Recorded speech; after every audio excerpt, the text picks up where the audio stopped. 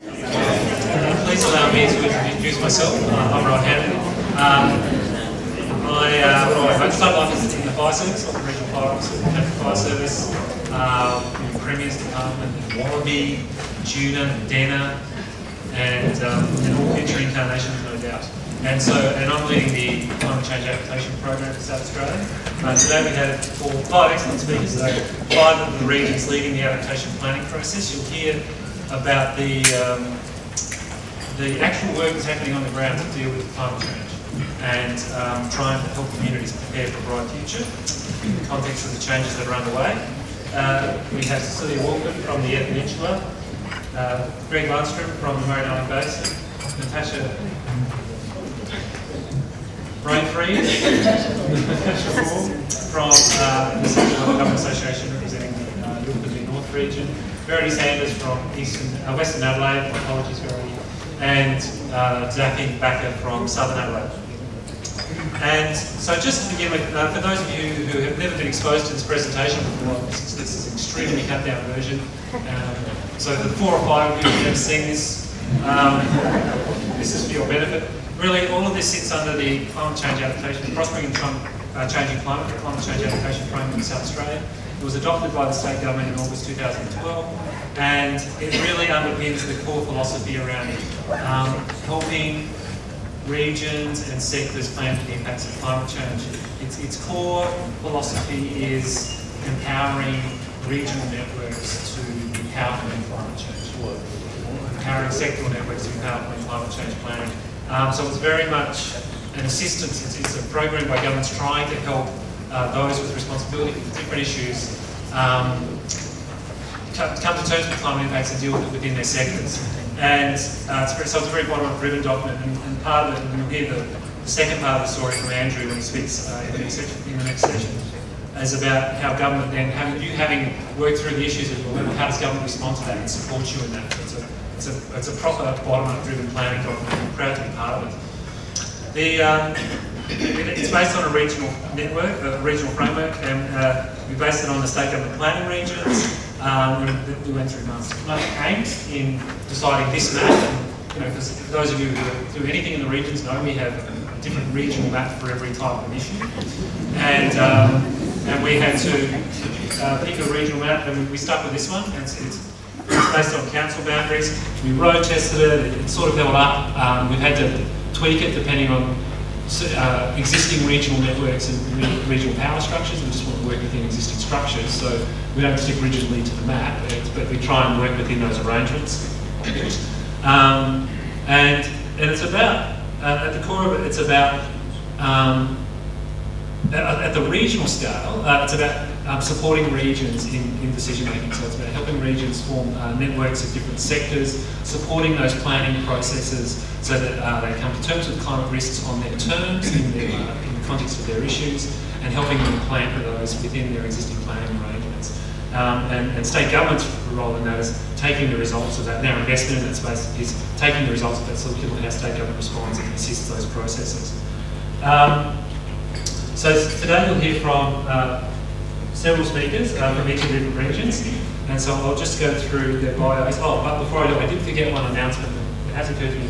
When you return from lunch, not lunch 2, lunch 1, there was flyers on your seat for the NRM scholarship program. And I'll just, so for those of you who are eligible, I encourage you to apply and attend Greenhouse 2013 and learn about and participate in that additional information around understanding climate modelling and climate change from a scientific perspective. But to begin with, Cecilia Woolford. Cecilia is recognised for her capacity to contribute to strategic thinking at a high level and her communication skills, particularly in the areas of negotiation, mediation and community capacity building. She's the Chief Executive of EPICA, the Eyre Peninsula Integrated Climate Change Agreement. She is currently the Independent Chair of the Andaluca Town Management Committee and SA President of Greening Australia. Her South Australian leadership positions have included chairing South Australia's NRM Council Volunteers Committee, board member of the EP NRM Board, including being presiding member. Previous board positions include the National Maritime Museum, the Sydney Paralympic Science Congress, and the Australian Business Arts Foundation. Her ability to foster partnerships between government and non-government entities and to facilitate relationships between these bodies and communities well respected. It was certainly larger. Cecilia is a farmer on the Eyre Peninsula and a practitioner able to create a solid bridge between policymakers and on-ground community interests. She has also sailed in 6 Sydney to Hobart, and I believe you're constantly seeking crew, right? See her anytime, yeah. So Greg, from the Marine Basin, Greg Lundstrum has been delivering the Atmosphere program covering climate and energy on behalf of the SAMDB NRM board since 2009. His recent focus has been on delivering the IBA project, the Integrated Vulnerability Assessment, for the region, working with regional partners. Greg's background is in environmental management, and he has also been quite involved with community monitoring and observation of landscape change over time. Skills which will fit well with the climate change project currently underway, and I'd personally like to commend you, Greg, on your ability to bring that region together and get the partners to the table to talk about climate change. Natasha, we've already heard from today, and let's welcome her back to the stage again, and we'll be hearing from her later, and the process she's leading on behalf of the Yorke and the North region. Verity Sanders is the environment planner in the strategic planning unit at Adelaide Infield. She holds a science degree and has also completed studies in public sector management and administration, project management, environmental law, community planning, and natural resource management.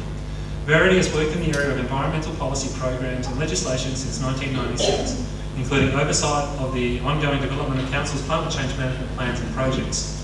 She also provides project management resources to urban and infrastructure planning in the Council and is responsible for the ongoing provision of research and advice to Council on environment-related policy and legislative matters. She is currently coordinating the preparation of the Western Adelaide Regional Climate Change Adaptation Plan, which is being undertaken via a partnership with the cities of West Torrens, Charleston, Port Adelaide and Port Adelaide Infield, and in collaboration with the state and Commonwealth governments. Verity is a member of the SA Premier's Climate Change Council as the local government representative. And again, on a personal note, I think that I'd like to commend Verity for her outstanding long-term leadership in the sector, and straight back at you too, Maggie, within local government and within South Australia, and certainly could clearly point to as one of the early champions of this process. Finally, Zafi. Zafi is an experienced urban planner and a sustainability and climate change professional. He has completed his Masters in Environment and Planning and has experience in local government, the university sector, and with Origin Energy. He lives in Christie's Wharf Eco Village in the LA CBD with his wife and his daughter, and is a keen, if novice, tennis player and cyclist. So you might want to take on Tanya, who claims she's far from novice. So, but also Zafi has been very active in the sector for many years and has been an active participant and driver of adaptation reform. So really, from regional champions perspective, we're extremely well represented by outstanding community leaders. So without further ado, I'll hand over to Cecilia. I'm not sure how the time keeping will play.